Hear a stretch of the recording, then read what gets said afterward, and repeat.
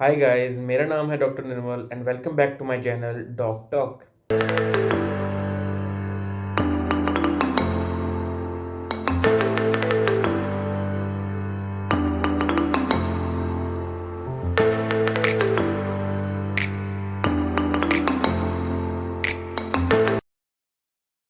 So today's topic of discussion is a timetable for NEET PG 2022, which is scheduled on 12th of March 2022. So I'll be giving you some 5 tips, okay? So regarding that, so my very first tip is start the schedule backwards, okay? You have to plan your day from 12th of March backwards to the present day, okay? So make a schedule accordingly. Like if you are going to do your revisions, if the first revision will take 45 days or 40 days and the second one is 30 days, 20, 25, whatever the number, you should schedule it like from backwards from the 11th of March till the present day. So that's a very interesting thing to make, okay? So if you are going to make a schedule, always make it backwards. Never start from the present day towards the doomsday, basically, that we say, right, on the 12th of March. Never start from the present day. Always go from 11th of March to the present day, so that you should know the number of days you have, okay, and how to plan the last days, because the last week is very very, I say, pressurizing, okay? So it will take a lot of pressure on your brain that, okay, these things are left. Now I have only few days. So it's better to plan the last week accurately, okay? And do put some buffer days. That's the second tip for you. Always put buffer days for your in your preparation. Now what does it mean? Basically, if you think that your syllabus will be covering from in 40 days, okay, so put 45 days for it, okay? 5 days buffer. You should have few buffer days. For example, if you get sick or something, and someone you have to go with someone to somewhere, okay, it's for a travel, you have to plan those days. And especially if your exam center is going to be far away, you should know that you have to travel for 2 to 3 days before the exam. So have buffer day for those time. And if by chance you complete your syllabus in the accurate time, okay, then the buffer day is like a bonus for you, okay? It's like a bonus, so that's gonna help you a lot, okay? Now if you complete your schedule in 40 days, now you have 5 days extra. So you don't have to enjoy in those 5 days, but you can ease your pressure for on those 5 days, so that you can easily come back to the pace, okay? So if you have scheduled for 40 days, 5 days buffer days, and you utilize 2 buffer days, you still have 3. So add those 3 buffer days into your next schedule, okay, and go backwards from 11th of March to the present day, and always add buffer days.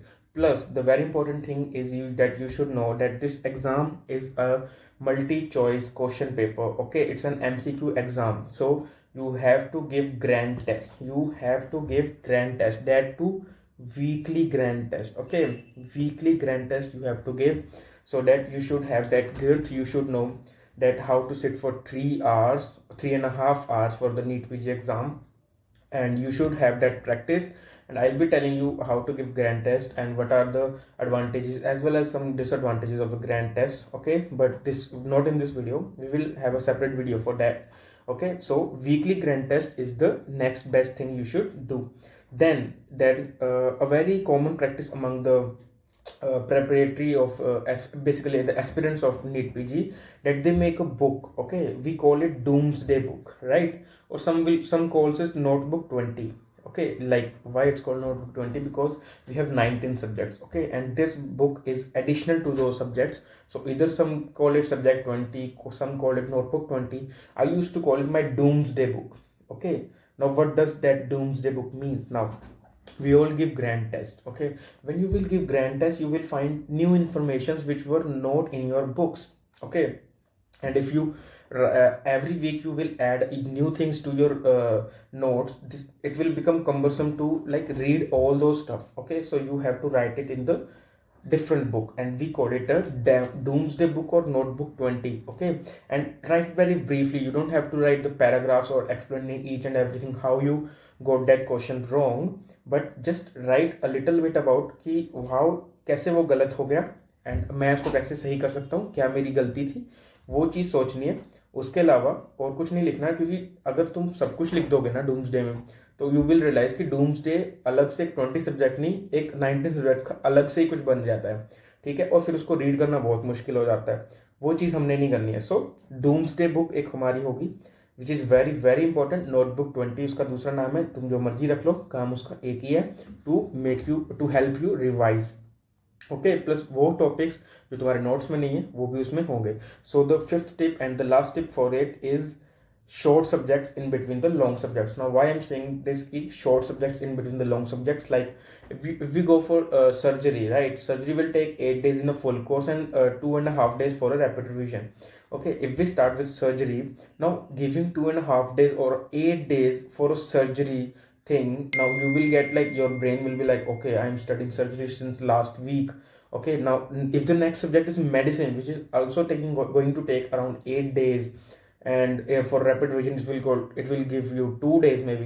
Okay, now if you start 8 days for surgery, study 8 days for surgery, then 8 days for medicine, that will be like 2+ weeks of the long subjects. You will get like there will be a monotonous tone, right, in your life, like I'm studying only one thing, like medicine is going on, or surgery is going on. So you should add some short subjects, like if you are studying medicine, then add psychiatry, okay, in between. Like for a rapid revision course, if you are studying medicine, you will have 2 days, and then you want to start surgery, which is of around 2.5 or 3 days.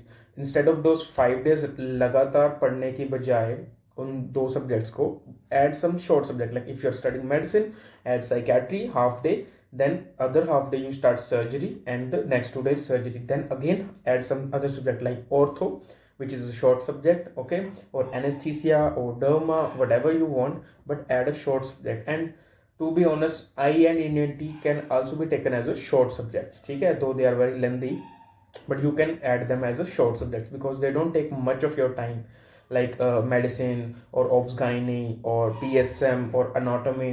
Okay, so you can add that time. So this is the best tip I can give you, that always add in short subject in between the long subjects, otherwise your preparation will be monotonous, and you will feel like I'm studying only and this particular subject is so boring. So to kill that monotonous, you should add small subjects, short subjects in between. Like, so what my 5 tips? The first one, always start your syllabus or your schedule, not syllabus, always start your schedule backwards. Okay, start from 11th March to the present day. Second, put buffer days, add buffer days in between your schedule. If you are making a schedule for 1 week, add 1 day buffer. If you are making a schedule for 30 days, add at least 3 to 4 days buffer. If you are making a schedule for 45 days, add at least 5 to 6 days of buffer. And give weekly grand test and do review them. Okay, I'll be making a separate video for how to review grand test and what are the advantages and disadvantages of grand test. But a weekly grand test, initially you can start with like twice a month grand test. Okay, you don't have to give weekly grand test initially, because your main focus should be on completing the course first.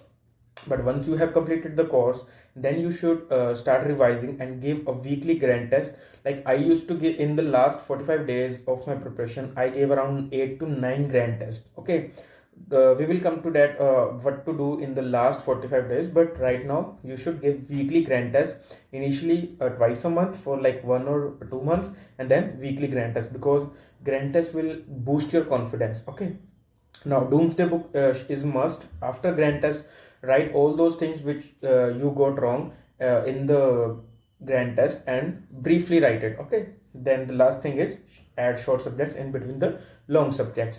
I think that's all. Okay, thank you.